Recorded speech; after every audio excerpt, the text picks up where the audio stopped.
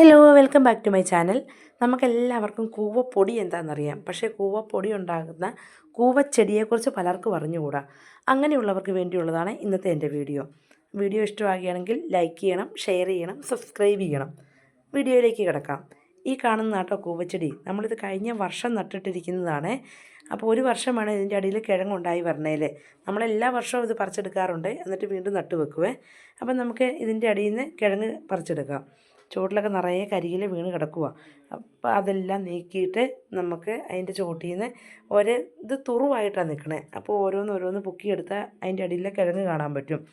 ഇത് പറിക്കണേ തൂമ്പയുടെ ആവശ്യമൊന്നുമില്ല. നമ്മൾ കൈ കൊണ്ട് തന്നെ ജസ്റ്റ് ഒന്ന് പൊക്കിയിട്ടുണ്ട്, അത് പൊങ്ങിപ്പോരുന്നുണ്ട്. അധികം ബലമൊന്നും പിടിക്കണ്ടേ. അപ്പോൾ ആദ്യത്തെ ചോട് പറിച്ചിട്ടുണ്ട്. അതിൻ്റെ അകത്ത് നിന്ന് കിഴങ്ങ് വരുന്നത് കണ്ടോ, നല്ല വെളുത്ത് നീളമുള്ള കിഴങ്ങ്, കാണാൻ തന്നെ നല്ല ഭംഗിയുണ്ടല്ലേ. അപ്പം ഇത് തുറുവായതുകൊണ്ട് തന്നെ ഇതിൻ്റെ മൊത്തം പറിച്ചെടുക്കുമ്പോഴത്തേക്ക് നമുക്ക് അത്യാവശ്യം നല്ല രീതിയിൽ കിഴങ്ങ് കിട്ടുവേ. അപ്പം നമ്മൾ ഓരോന്ന് പറിച്ചെടുക്കുന്നുണ്ട്. ഇത് നമ്മളിവിടെ വീട്ടാവശ്യത്തിന് വേണ്ടി ഉപയോഗിക്കുന്നത്. ഇതിൻ്റെ നൂറെടുത്ത് നമ്മൾ പൊടിച്ച് ഒന്നെങ്കിൽ കുറുക്കുണ്ടാക്കും, അല്ലെ അപ്പം ഉണ്ടാക്കുന്നതിൻ്റെ കൂടെ ചേർക്കും. അങ്ങനെയൊക്കെ, അല്ലാതെ നമ്മൾ പുറത്തേക്ക് കൊടുക്കുന്നൊന്നുമില്ലേ. അപ്പോൾ അത് ഒരു ചോട് പറിച്ച് കഴിഞ്ഞു, അടുത്ത ചോട് പറിച്ചുകൊണ്ടിരിക്കുകയാണ്. പണ്ടൊക്കെ ഇത് എല്ലാ വീടുകളിലും ഉണ്ടായിരുന്നു. പക്ഷേ ഇപ്പം ഇതങ്ങനെ കാണാനില്ല. അപൂർവം കുറച്ച് വീടുകളിലൊക്കെ ഇത് കാണുന്നുള്ളൂ. പല രോഗങ്ങൾക്കും ഔഷധമായിട്ടും ഇത് ഉപയോഗിക്കുന്നുണ്ട്. അപ്പം നമ്മൾ പറിച്ചെടുത്തുകൊണ്ട് വന്ന് കിഴങ്ങെല്ലാം പൈപ്പിൻ്റെ ചോട്ടിൽ കൊണ്ടുപോയി നല്ല വൃത്തിയായിട്ട് കഴുകുക കേട്ടോ. ഈ കിഴങ്ങിൽ അത്യാവശ്യം വേരൊക്കെ പിടിച്ചിരിപ്പുണ്ടായിരുന്നു. അതെല്ലാം നമ്മൾ പറിച്ച് കളഞ്ഞ് ഇഞ്ചിയുടെയും മഞ്ഞളിൻ്റെയൊക്കെ വേര് പറിക്കുകയല്ലേ, അതുപോലെ പറിച്ച് കളഞ്ഞിട്ട് മണ്ണെല്ലാം നന്നായിട്ട് കഴുകി നമ്മൾ റെഡിയാക്കി എടുക്കുക കേട്ടോ. ഇത് പുഴുങ്ങി തിന്നാനും അതുപോലെ തന്നെ പച്ചയ്ക്ക് തിന്നാനൊക്കെ നല്ല ടേസ്റ്റാണ്. നമ്മൾ ഇന്ന് കിട്ടിയ കൂവക്കിഴങ്ങ് കൊണ്ട് കൂവപ്പൊടിയാട്ടോ ഉണ്ടാക്കുന്നത്.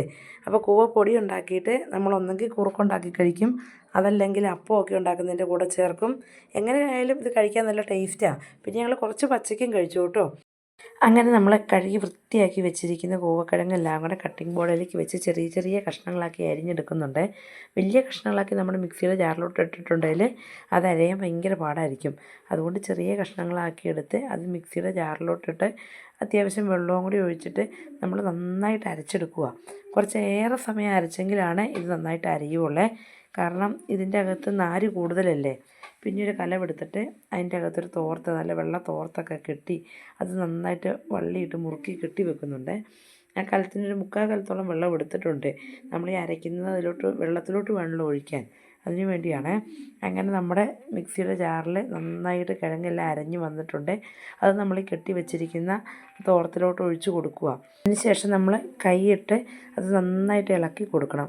കുറച്ചേറെ നേരം ഇളക്കിയെങ്കിൽ മാത്രമേ അതിൻ്റെ നൂറെല്ലാം അടിയിലോട്ട് ആ വെള്ളത്തിലോട്ട് ഇറങ്ങി ചെല്ലുകയുള്ളൂ. അപ്പോൾ അതിൻ്റെ വേസ്റ്റ് ആയിട്ടുള്ളത് തോർത്തിലിങ്ങനെ കിടക്കുവേ. അപ്പോൾ അത് കുറച്ചേറെ സമയം ഇങ്ങനെ കൈകൊണ്ട് ഇളക്കി കൊടുക്കണം. ഏകദേശം നന്നായിട്ട് ഇളക്കി കൊടുത്തിട്ടുണ്ട്. അതിന് നമ്മൾ തോർത്തിൻ്റെ കെട്ടൊക്കെ അഴിച്ച് അതെടുത്ത് പിഴിഞ്ഞെടുക്കുവാണ്. വെള്ളത്തിലോട്ട് നൂറൊക്കെ ഇറങ്ങിയിട്ട് നന്നായിട്ട് ആ തോർത്ത് ഇങ്ങനെ ഞെക്കി പിഴിഞ്ഞിങ്ങെടുക്കുമ്പോഴത്തേക്കും അതിൻ്റെ വേസ്റ്റ് മാത്രം മുകളിലോട്ട് അടിഞ്ഞു വരുവേ. നൂറെല്ലാം വെള്ളത്തിലോട്ട് പോയി. കണ്ടോ, ഇത്രയും വേസ്റ്റ് നമുക്കതിൽ നിന്ന് കിട്ടിയിട്ടുണ്ട്. ഇത് നമ്മൾ ഉപയോഗിക്കില്ല, കളയുകയോ ചെയ്യുന്നത്. അതിന് ശേഷം നമ്മൾ ആ വെള്ളം തെളിയാനായിട്ട് ഇങ്ങനെ കുറച്ച് നേരത്തേക്ക് വെക്കും. ഒരു 2 മണിക്കൂറൊക്കെ ആകുമ്പോഴത്തേക്ക് അതിങ്ങനെ തെളിഞ്ഞ് വരും. എന്നിട്ട് അതിൻ്റെ നൂറ് കണ്ടോ അടിയിൽ അടിഞ്ഞേക്കുന്നത്. ഇങ്ങനെ ഞങ്ങളൊരു 3-4 നീര് വെള്ളം ഒഴിച്ച് വെച്ച് അതിൻ്റെ നൂറ് അടിയിലോട്ട് എടുത്തിട്ടുണ്ട്.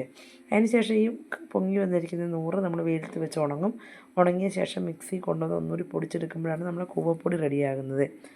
അപ്പോൾ എങ്ങനെയാണ് കൂവപ്പൊടി ഉണ്ടാക്കുന്നതെന്ന് എല്ലാവർക്കും മനസ്സിലായെന്ന് വിചാരിക്കുന്നു. അടുത്തൊരു വീഡിയോ ആയിട്ട് വീണ്ടും കാണാം. അതുവരേക്കും എല്ലാവർക്കും ബൈ ബൈ.